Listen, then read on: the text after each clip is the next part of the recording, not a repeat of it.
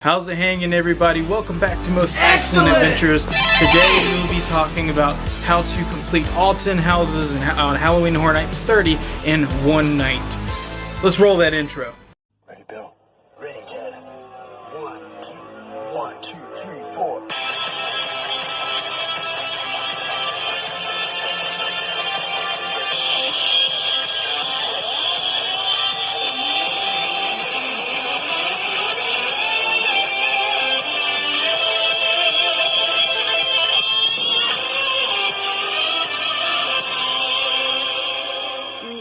Excellent to each other. And party on, dudes!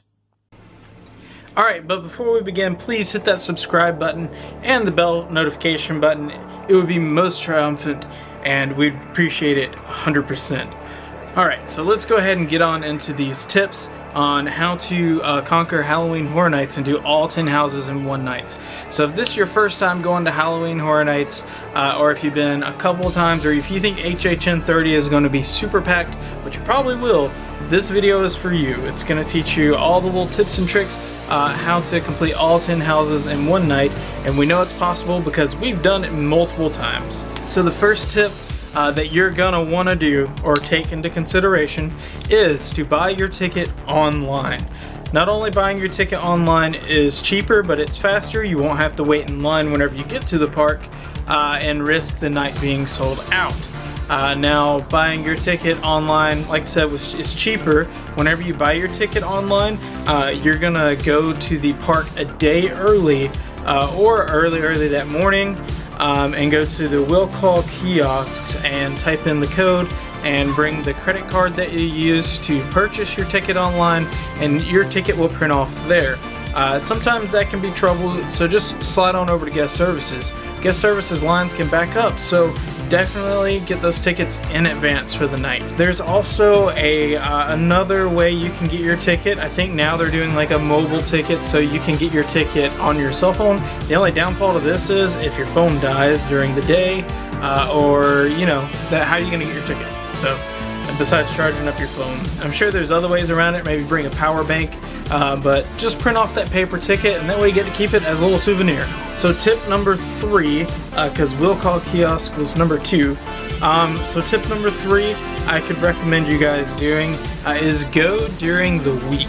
So like we're going on like Wednesdays and Thursdays, because weekends are going to be very packed, and if you can, try to go in September, because October is going to be way busier. The only downfall to September is everyone's still kind of getting into character, but whenever you go in October, everybody's getting kind of fleshed out.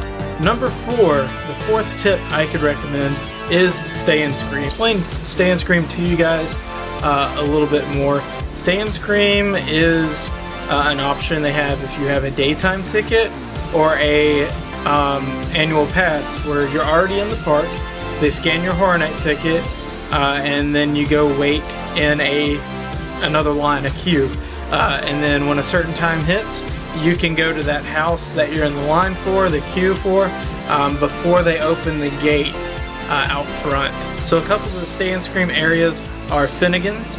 Finnegan's usually has the bigger crowds because you're going towards the more anticipated houses, the ones that, you know, like they had Stranger Things and Ghostbusters one year, and so it was very, very long lines. We did Finnegan's, and I'll tell you a story about Finnegan's in just a moment. But the other is Today Cafe. You get to kind of watch the opening ceremonies at the front gate. You go to your house, and it's usually over in the Shrek building that one goes to. The other Stay and Scream area that I know of is Duff Gardens in Springfield. Now it can go to the Men in Black area or over in ET or Kids Zone houses. There's 2 houses in Men in Black area, and there's 2 in the Kids Zone area. One over by the used to be Barney attraction, and then one by ET. So that's 4 houses there, and then you have one by Fear Factor Live, so you're close to more. And that's Stay and Scream area. So Finnegan's we've done before, and by going this route, you can hit one of those houses that have the longest waits. So we went to Stranger Things, and we knocked out that one, and then we looked at our phones, mobile phones, and then we were like, hey, on the other end of the park, those houses have low wait times.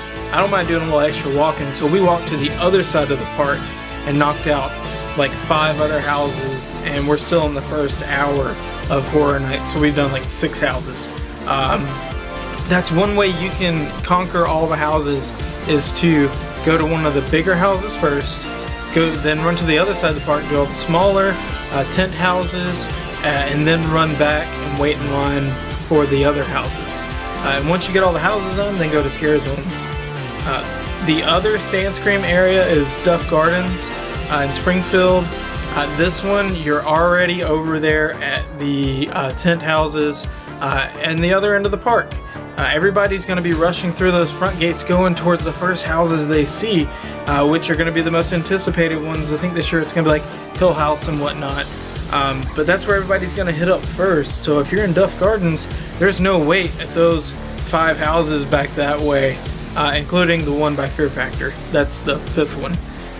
So that's a route you can take, is knock out those 2 in Kids Zone, 2 in Men in Black, and then the one at Fear Factor, and then work your way up. That's another way you can conquer all the houses. Now the Finnegan Scare Zone little story we had, and one thing I recommend, a little quick tip, is to stay hydrated, and to conquer all the houses, do not get drunk right off the bat. There was a lady in line, and she was drinking like sugary drinks and alcohol, and she passed out right there on the curb, like right beside us, and her husband didn't know what was going on. And so if you guys were there and you guys heard someone yell, "Medic!" like really loud, that was me. So we cleared the way, and then they come down and picked her up. So definitely drink some water. That's my Finnegan story I was going to tell you guys. Drink water, stay hydrated, don't get wasted, or else you won't be able to conquer all 10 houses. Tip number 5, be sure to have your cell phone charged and ready. As I mentioned before, you're going to need your cell phone to look at these wait times, unless you're just going to walk around the park or watch the billboards in the front of the park, flip through the wait times, unless you're going to wait. That's up to you, but bringing a smartphone, downloading the Universal Studios app will definitely help you keep track of those wait times. And what you can do is you can bounce around to the lowest wait times. Tip number 6 is enjoy Scare Zones after the houses. Unless you hit 6 of the houses within the first hour like we did, we were able to sit about 30 minutes in each Scare Zone and really enjoy them. But we briskly walk through the Scare Zones and try to knock out the houses. And then after the houses, we usually get a Blinky cup or some food, and then we go enjoy the Scare Zones a little bit. And then we can go hit up, a house again, because we'll still have time. But most importantly, shows. We'll definitely hit up shows towards the end of the night. Speaking of the end of the night, my last tip that I could give you guys is to A, start early, do Stay and Scream, but B, stay late. And what I mean by staying late is stay to that last hour of Horror Nights. It really makes a difference how many houses you can hit. Even the ones with the most anticipated wait times will drop from a 90-minute to like a 20-minute wait, and they're usually just a walk on at that point, just a walk right on in. So definitely wait it out. If you get tired, wear some comfortable shoes, sit down, relax in a Scare Zone, wait for that last hour to roll around, and then you can hit up a lot of the houses. I think we hit up all 10 houses one night at HHN 29, and then we went back and hit up like 5 again. We did them over. We did at least half of them over again and still enjoyed the Scare Zones. But those are the tips that we can give you guys on how to conquer Halloween Horror Nights. If you guys have any tips, leave it down in the description below, and you guys can share those. We're all a community. We're all going to work together and have a good time this year at HHN 30. We will be releasing our hype list since Universal had dumped all of the houses and Scare Zones. We're going to do a complete hype list. That video, Sarah will be here, and we will have a birthing video because we are home now and the baby is here. That video is supposed to be before this one, but being a parent has taken a lot out of us, so please be patient with us releasing videos. You will have some in-park content coming soon.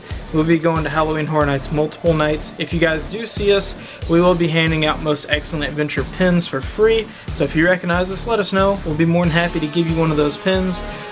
If you guys want to check out our merch, we have a Teespring store.